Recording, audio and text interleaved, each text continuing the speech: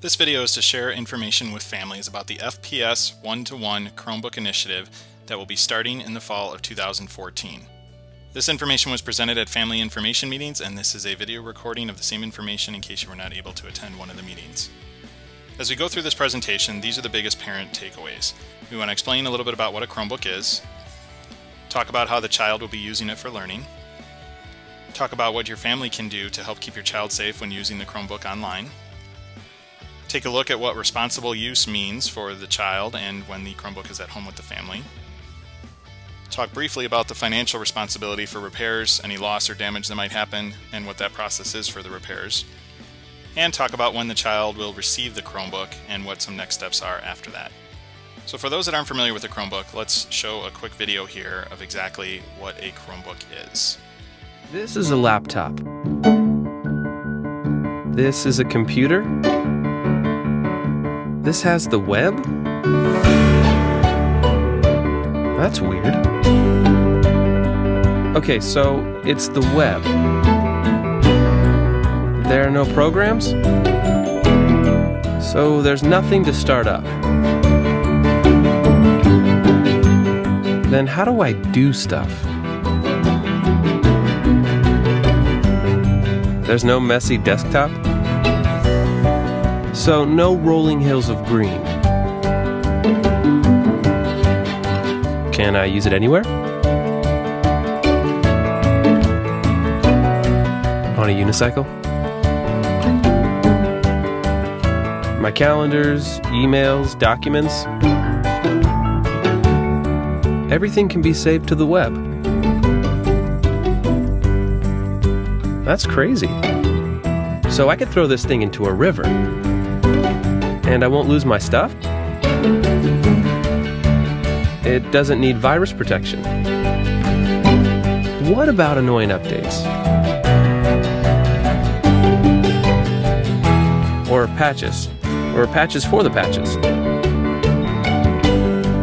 So it gets better in real time. I wonder if people are ready for this. It's kind of a new thought.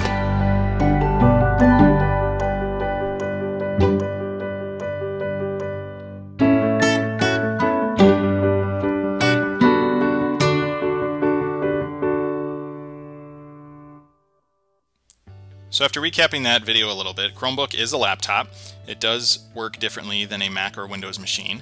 The Chromebook, the specific Chromebook that we are purchasing for students, that the district is purchasing for each student in grades 7 through 11, is the ASUS brand. It is a 13-inch model.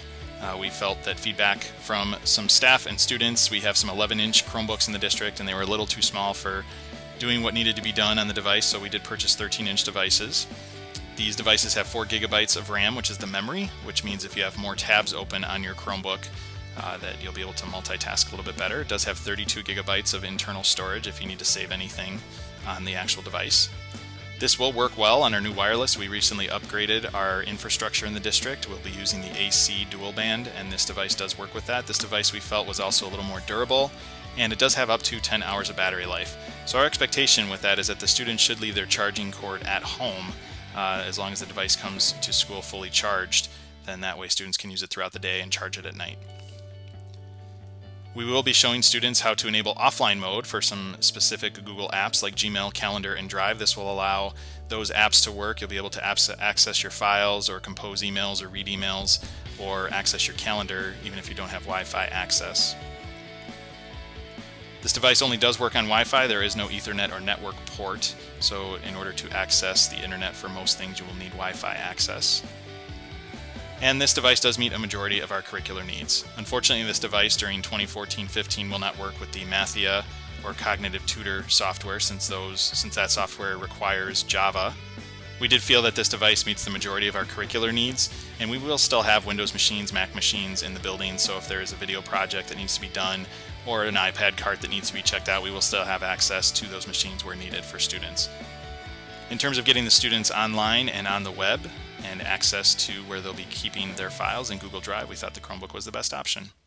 In terms of what you can expect to see your child doing with the Chromebook, this is a list of our ITLS skills in the district. These are our information, technology, and literacy standards.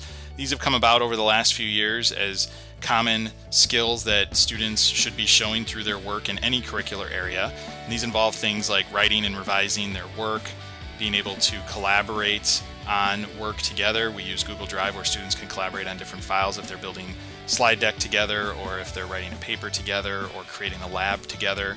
Students will be communicating using tools like email and blogging, and also participating in a lot of web-based curriculum software. All of our curriculum over the last few years has shifted to electronic resources as opposed to textbook resources, and so this Chromebook will give access to students to those electronic resources online.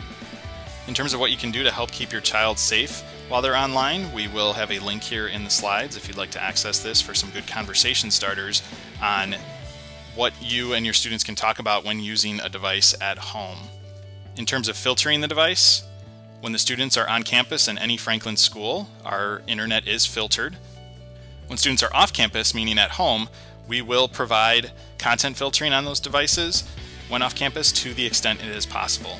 We do realize that no filtering is foolproof. Our plan is to filter these devices while they're at home using the same filtering that we have in the district. So students accessing any websites would still get the same filtering while at home. However, like we said, no system is foolproof. So if there is a time where our system is down or something happens or someone finds a way around the filter, we're able to filter to the extent possible. This is a snapshot of a student trying to access gambling.com, and this is what it looks like when that site is blocked. It comes up as a blue screen. It'll say that that website is blocked. So you should see this at home if a child is trying to access a website that is deemed inappropriate. When the student is using the Chromebook, the student will be able to log in with his or her district provided Google account. All students in grades 5 through 12 currently have an @franklin-sabres.org Google account, Google Apps account. We're entering our 4th year in the district using Google Apps. These Chromebooks will only be allowed to be signed into with a Franklin staff or student account. As we mentioned, internet filtering will occur on the device at home and at school to the extent possible. Students will have access to email and be able to email with their district Google account. And students will be able to install apps or extensions from the Chrome Web Store. Just like a mobile phone, either iPhone or Android, has access to an app store, Chrome as a browser has its own web store. And we have a specific spot in there for franklin-sabres.org accounts where they can access apps that we deem appropriate. So throughout the school year, teachers or students may find apps that they want to install, and they can install these apps from the Franklin Sabres area of the Chrome Web Store. And that information will be shared with students later. In terms of responsible use, expectations, and care, there's 2 pictures here. This picture is for the high school case. This will be a case where the high school students can simply slide their Chromebook in and out of the case when they need to store it or need to take it out and use it for class. The middle school cases for grades 7 and 8 is called a kept-in case. This is where the device can be kept in the case, and there's little straps here you can see at the corners that keep the device in the case. So you really don't even have to take your device out. You can just open the Chromebook, use it while working in class, close it up, zipper it. The backside does have a pouch to carry pen or pencil, and also a charger if needed, but we are recommending that chargers do stay at home. While at school, the device should be locked in your locker if it's not needed for a class, or if you're participating in after-school sports or clubs. All students using any technology in the district do sign off on an acceptable use policy, and the link is provided here for further reading if you need it. This is basically saying that you agree to use technology, whether it's websites, actual physical technology tools, in an acceptable way, and that policy is outlined there. This device should always be transported in this case when moving through the hallways to or from school. We're purchasing these cases to prevent any damage that might occur if a student is to drop the device. So please do keep the device in the case that we provide. This is to help protect the screen, also help protect any spills and liquids that might occur, and you want to do your best to prevent any drops or knocks off the table. We really are giving the students a lot of freedom here with this device, and we would hope that all students do take care of this device responsibly. We do realize that introduction of these devices is a big change for all of us, and we're working to collectively prepare these young people that will be using the devices for the education and the working world of today and tomorrow. Outside of school, we do want to express that this is a privilege to bring the device home to assist with any academic work. Part of our expectations are that the device is charged nightly so that it's brought to school with the full charge each day.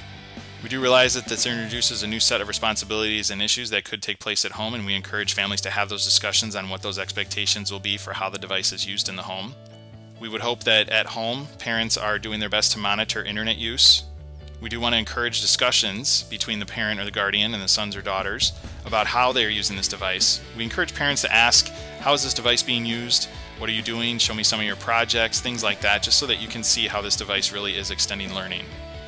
We also do recognize that parents are allowed to restrict use of the device at home as you see fit. Totally your right as a parent or guardian, and we fully respect that. And we do want to express that there should be a balance between screen time and personal interactions as well. So the goal here is not to give more screen time to the students. The goal is to give them a tool that they can use for their education, and finding that balance at school and at home between screen time and personal interactions is always a challenge. So we encourage you to have those discussions on what that might look like and how much time students can be on their device, and making sure if they are using their device it is for school purposes.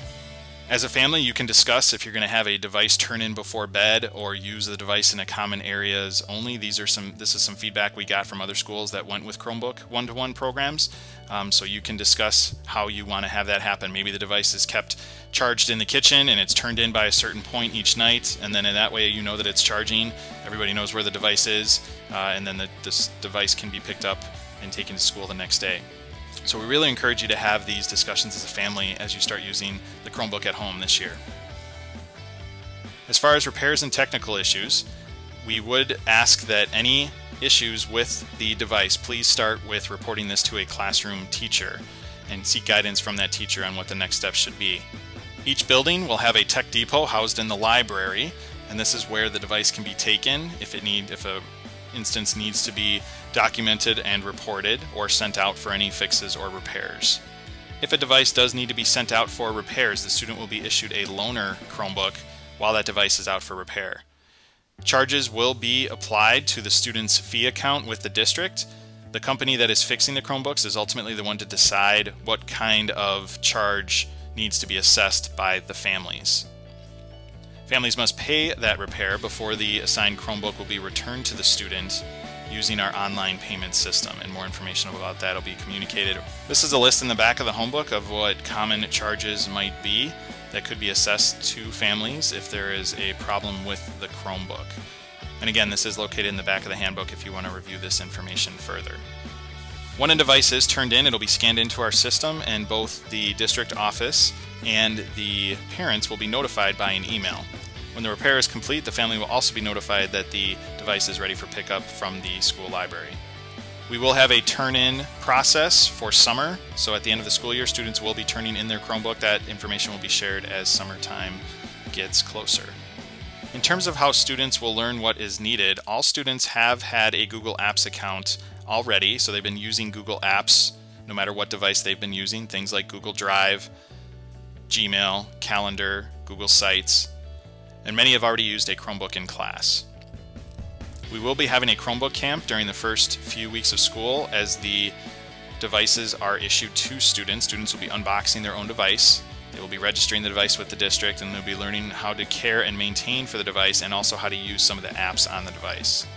Embedded in this learning will also be a focus on digital citizenship, talking about appropriate communications when working in a digital world, what it means to be a good digital citizen, and using tools like the Chromebook in your everyday life. Before being issued a Chromebook, this form, there's a screenshot of it here. This was printed on pink paper, passed out at the high school and middle school Forms and Fees Day. This document does need to be turned in. This is the Family One-to-One Chromebook Agreement Form. This does need to be signed by a parent or guardian and student. And you also should be viewing this presentation together and talking through any questions or discussions that might be needed for how the Chromebook will work at home. A common question has come up: can the family purchase insurance for the Chromebook? Unfortunately, because this is a district-funded program, the district is purchasing the Chromebooks to distribute to families. Therefore, the district owns the device, so the families are not able to purchase insurance on the device. This is in accordance with the courts of the state of Wisconsin. They have determined that school districts cannot charge students for the use of equipment. This would be the same as saying we would want to charge you insurance for the chairs that students sit in at school or the basketball hoops in the gymnasium. We simply can't do that because this is district-provided equipment. If you're looking for more resources, our website is tinyurl.com/fps1-1 site. You can also access this from the Franklin District website. The menu bar at the top does have an FPS 1-to-1 button on it. That will take you to our FPS 1-to-1 site where we're always posting new information, updates, helpful tips, and things like that. All the other links provided on this screen and provided in the slides will also be available at this site. So if you're looking for a copy of the handbook, if you would like to go through a virtual Chromebook tour, if you want to see these slides, maybe click on some of these links. All these slides are available at the site as well as this video. We highly encourage you to check out the FAQ, which is the frequently asked questions area. A lot of good questions have come in from the community, and we've been posting questions and answers there. And likewise, if you'd like to submit a question, there is a link on the FAQ page to submit a question as well. And we do have an email address set up if you do need to email us about anything with the FPS 1-to-1 program. Thank you so much for watching this presentation. We hope this has answered a lot of your questions, and we're very excited to kick off FPS 1-to-1 in the fall of 2014. Thanks for watching.